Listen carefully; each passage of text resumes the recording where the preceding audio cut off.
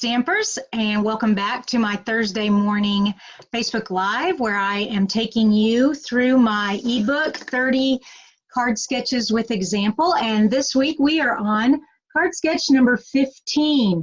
So you'll notice it is card base, and then it has a vertical stripe here, a horizontal here, an oval, little embellishment. And you can see where last fall I used Beautiful You stamp set, one of my favorites, and did a birthday card there. Now that looks almost identical to the card sketch. Today's going to look very similar also, but once again, like I say, when you are doing a card sketch, you don't want it to be exactly like the card sketch, or it's not meant to be exactly like the card sketch. The card sketch is just like an outline or an example, a jumping off point. And so I'm going to take you through how I go from a card sketch to a card. And I've been doing that now. This is my 15th week. We are halfway through the series. There are 30 weeks in the series, 30 card sketches, and I'm really excited. Some of these cards have really turned out cute. If you've missed any of the previous card sketches that I've done on my YouTube channel and also on my blog, just search for card sketch number whatever in my Creating with Kristina, and you should be able to find it. I've called this a Cheery Sympathy card.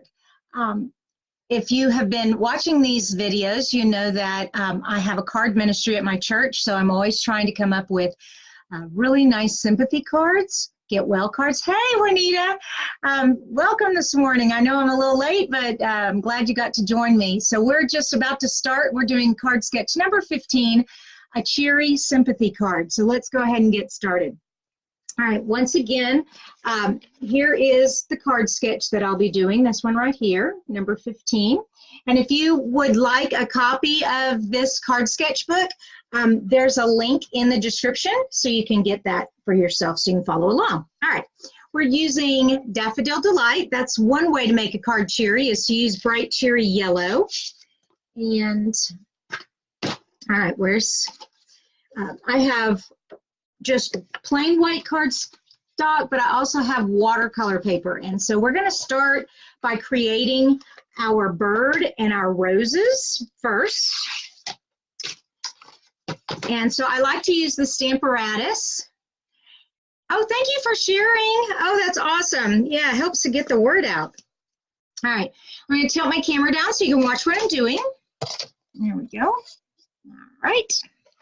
Pull this a little closer. There we are. All right, so I like to use the Stamparatus when I'm doing watercolor paper because the StazOn ink that I'm going to be using, which the reason I use StazOn and not Mementos is I am going to be taking a watercolor brush to color in my bird and my flowers, and the StazOn will not bleed. It will stay permanent, and the water will not react with it. So that's always a good thing. I want that. All right, so we need the little bird. All right, here's the little bird and the roses. All right, and it doesn't really matter where I place them because I'm going to be cutting them out after I color them. Now, these are our old cling stamps, and they don't stick very well to acrylic blocks. We have since changed all of our cling stamps from now on will come with a super sticky. I'm going to use some tape runner just to kind of give it a little more stickiness, and I can get that off later. All right. And that sticks on there nicely. Now I'm taking the StazOn ink, and like I said, StazOn ink and watercolor paper, it doesn't always stamp very well the first time, so that's why I like to use the Stamparatus. Give it a good push there. And let's see what we get. All right, see what I mean? So I'll pull that up so you can see the roses didn't quite get enough ink in the center there. So I'm just going to put that back in the corner where it was and make sure I get lots of ink on that stamp there, and also on my bird again. All right. Oh, that's much better. Okay, so now that I have stamped my flower and my bird,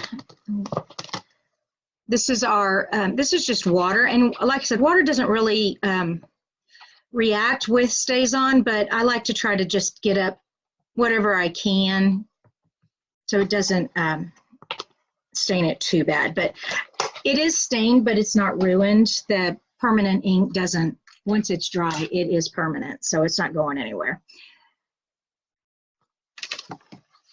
Just put this to the side, get this out now. Whee! I'll show you what that is in just a sec. Here's my watercolor paper. And I'm making a Cheery thing. These are watercolor pencils. We sell them in our catalog. This is the Daffodil Delight. And what I love about watercolor pencil is that you don't have to be real exact with your coloring. You just kind of fill it in. And then I'm going to take my aqua painter and I'm going to paint these roses. All right, so see, I'm just kind of getting some. It's like the watercolor palette, you know, the little circle watercolor palettes, except it's in a pencil form. Just really cool. All right, here we go. And make sure your brush is clean. Whoops, see, that's got some pink in it. Ooh, I'm so glad I tested that. Let me get my rag out real quick. Okay.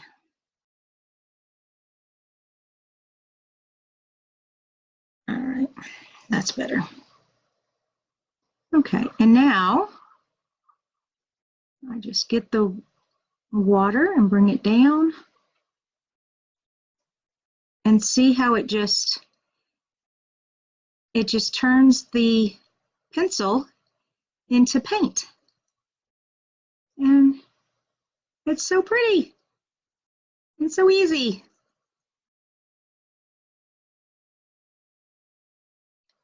Ha! Love it. All right, pull that up. So, oh, I forgot the bird. Almost forgot the bird. Not quite.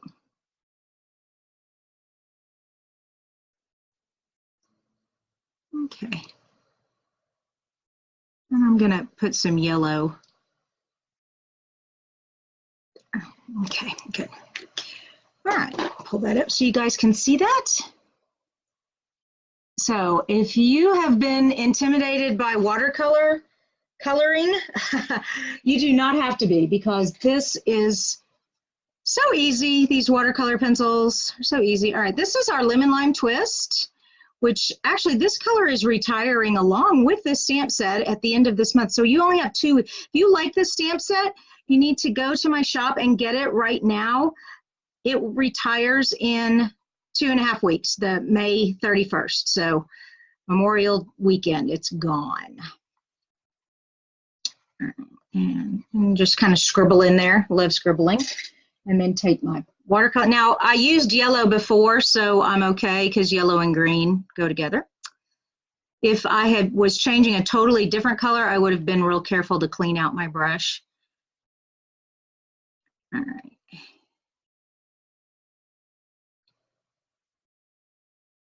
And all right, there we go.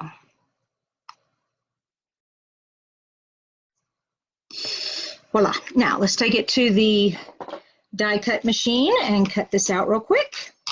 Whoops, I'm throwing them around. Okay.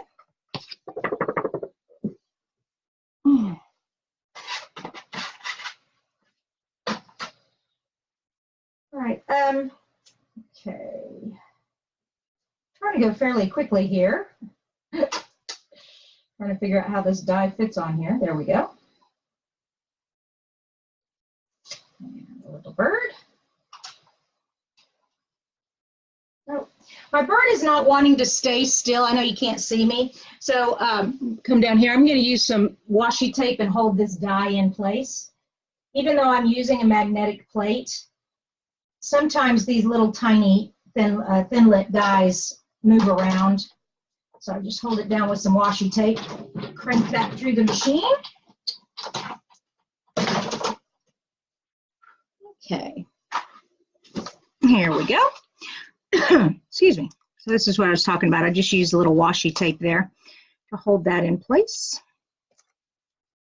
There's my cute little bird and my beautiful roses. All right, so this is going to be a real cheery card and lots of yellow. All All right, so let's look at the sketch real quick again. Here we go. So we have a card base, and I decided on Daffodil Delight, and let me score that, and it's just a 8.5 by 11 cut in half, and then I score it at 4 1/4.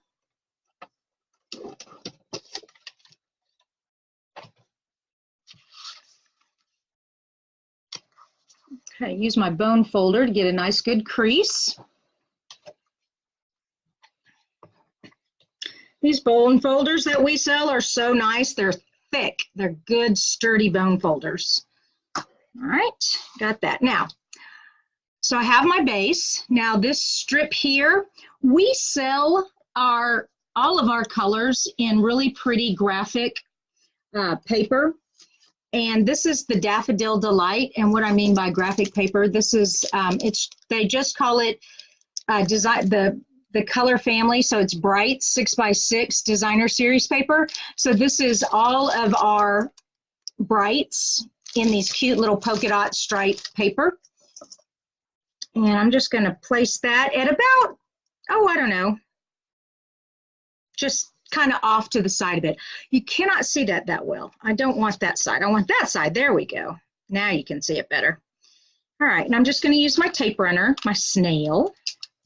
Now notice I didn't cut it exactly at the 5.5 yet. It comes by 6x6. That's okay. I'm just going to take my snips and I'll trim that.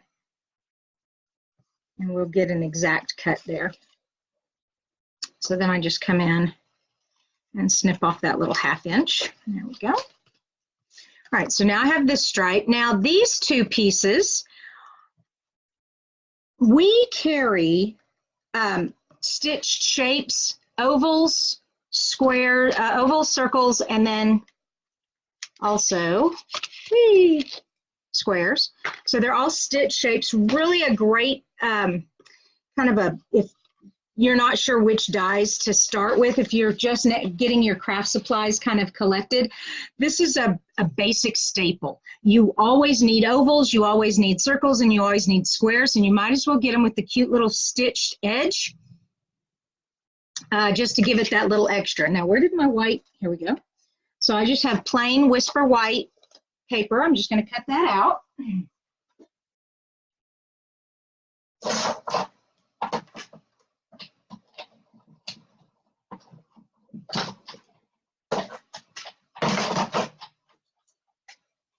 All right, so see how that stitched edging kind of just gives it a little something extra? I really like that.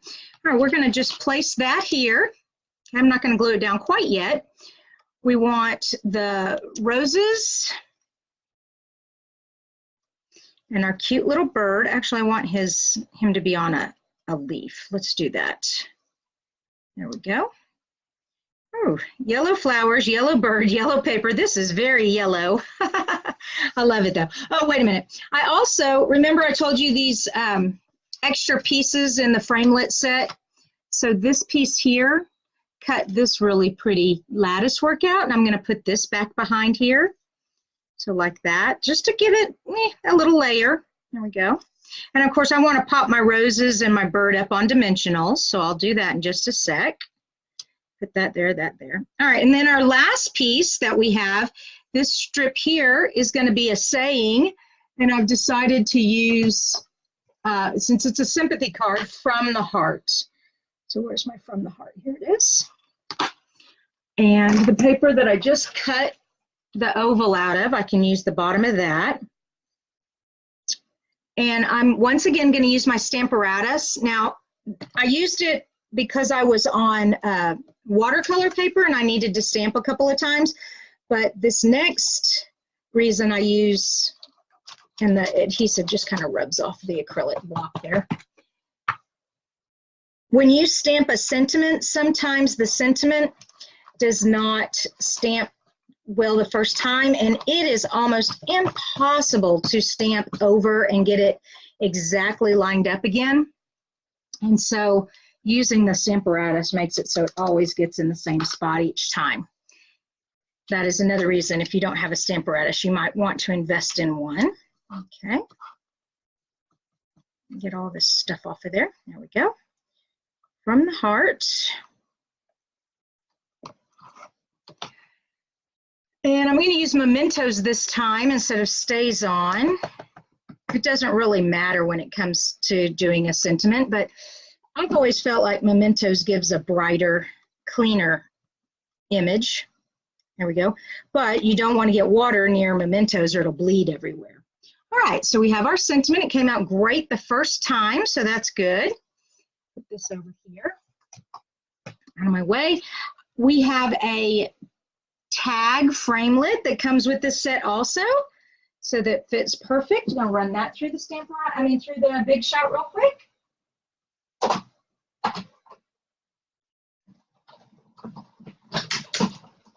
And almost there. Yay. From the heart. Ah, what a pretty little card. Just bright and cheery. Let me get all the pieces stuck down here. So, and of course this could be a birthday card. It could be, what are the other sayings? A congratulations card, I love you card.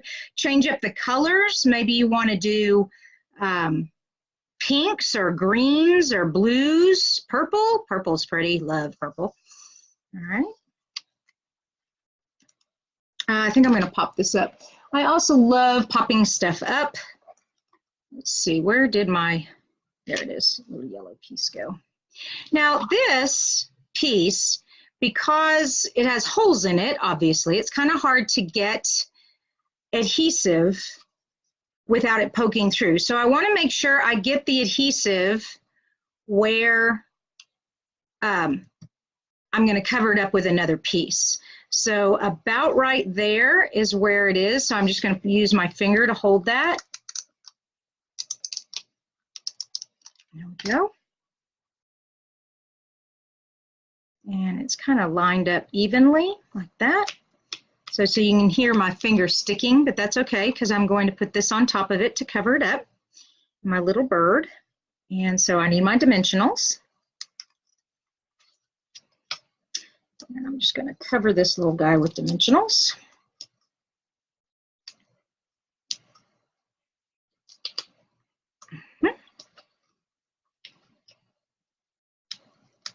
You can always tell a Stampin' Up! Card maker by the trail of hexagon covers that she leaves behind. Okay, so I have it right there. Perfect.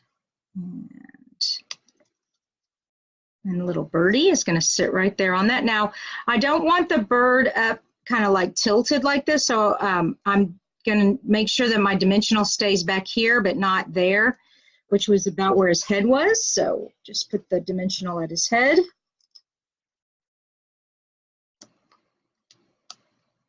And then we can just stick them on there. You know what? No, yeah. That's good. Okay, perfect. And then two little dimensionals to hold up our saying, our sentiment.